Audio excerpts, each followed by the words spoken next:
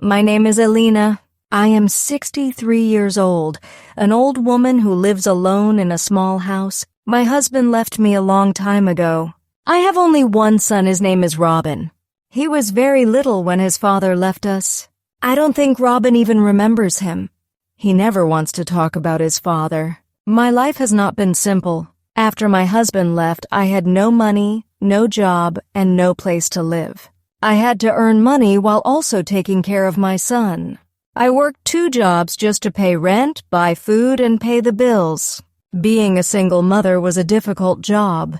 I worked hard every day and gave up many things for my son, even my own dreams, so he could follow his. I wanted to give Robin a good life. I wanted him to have everything he needed. Most of all, I wanted my son to be happy. I believed he would always stay by my side no matter what happened in life. But everything changed when Robin turned 25. He met a woman named Amelia. He was so happy when he told me about her. One Sunday, he brought her to my house for dinner. At first, she seemed very nice. She told me I had a beautiful home and said my cooking was wonderful. But when I looked into her eyes, I knew something was wrong. I didn't see honesty in Amelia's eyes. Still, I said nothing. I wanted Robin to be happy, so I smiled back at her. After that first meeting, Amelia began to change my son.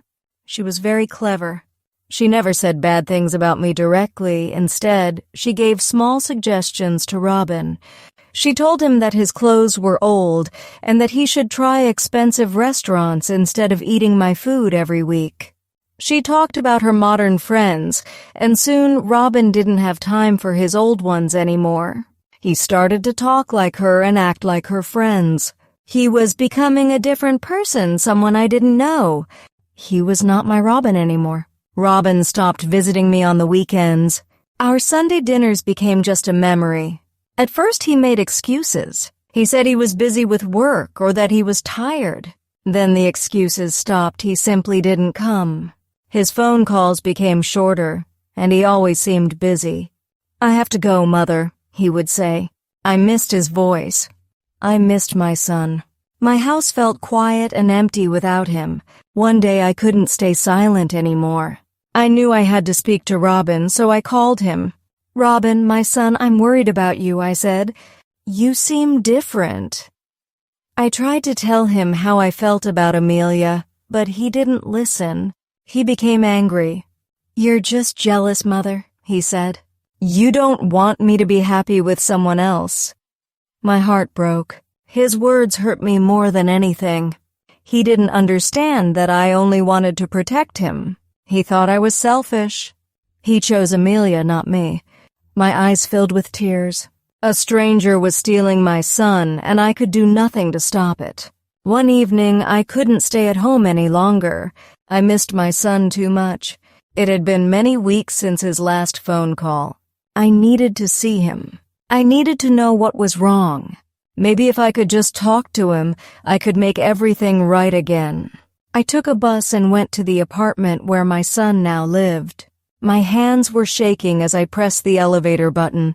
I went up to the 4th floor and found the door with the number 22. This was it, Robin's new home. I stood there for a moment, my heart beating fast. I took a deep breath and knocked on the door. I prayed Robin would open it, but he didn't. Amelia did. She looked at me with cold eyes. There was no smile on her face. "Hello, Amelia," I said softly. "Is Robin home? I really need to talk to him." Amelia didn't move. She said, "Robin is home, but he doesn't want to see you." My world stopped. I couldn't understand. "What do you mean?" I asked. "Please, let me see my son." Amelia shook her head and said, "Jennifer, you need to leave. Robin needs his freedom." I felt confused. "Freedom? Freedom from what?" I asked.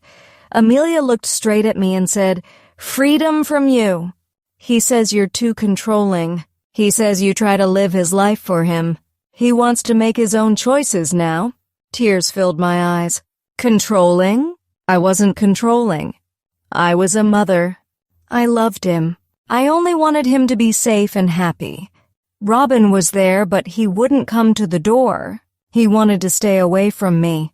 Robin was gone. He had chosen a new life, and I was not part of it. I could not breathe. I turned away from the door without saying goodbye. There was nothing left to say. My son did not want me. I was left alone again. Robin didn't call. 1 day passed, then 2 days. Soon a week was gone.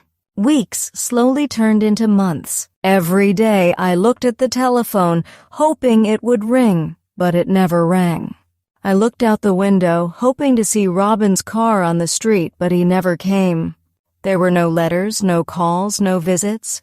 He had once promised me he would never leave me, but now that promise was broken. I couldn't sleep. I couldn't eat. I cried every day. When I went outside, people looked at me. They probably thought I was a bad mother, that I had done something wrong to make my son go away. I wanted to tell them it wasn't my fault, but I said nothing. Then one morning, I opened the newspaper and I saw a name that made my heart stop. It was my son's name, Robin. My hands began to shake as I read the story. The article was about Robin and his wife, Amelia. It said Amelia had another man, and that man was Robin's best friend. I couldn't believe what I was reading. My poor son. He was all alone. I wanted to help him. I'm his mother. I wanted to run to his house and hug him. I wanted to tell him that I was there for him. But then I remembered standing at his door and Amelia's face when she told me to leave. Robin had chosen her. He had chosen to leave me. I wanted to call him, but I was scared. What if he didn't want to talk to me? I loved my son, but I was afraid of being hurt again. Suddenly there was a knock on the door. It was strange. Nobody visited me anymore. I took a deep breath and opened the door. It was Robin, my son. He looked so different. His face was pale and his eyes were red. He didn't look like the man who had left me 5 years ago. His eyes were full of tears. "Mother," he cried. "Mother, I'm so sorry. I'm so sorry." My heart stopped. I put my arms around him and hugged him tightly. He was no longer the man who broke my heart. He was just my son, and he was home. Now Robin lives with me again in our old house. I hear his voice every day. I no longer cry at night. I sleep peacefully, knowing Robin is safe in the next room. Some people ask me if I'm still angry, how I could forgive him so easily. They don't understand a mother's heart. When I look at Robin, nothing matters more than having him back. It will never be exactly the same as before, but our bond can be strong again. Families can hurt each other, but they can also heal. Love is a powerful thing. It can fix what was broken and bring back what was lost. If you liked this story, please like, comment, share, and subscribe.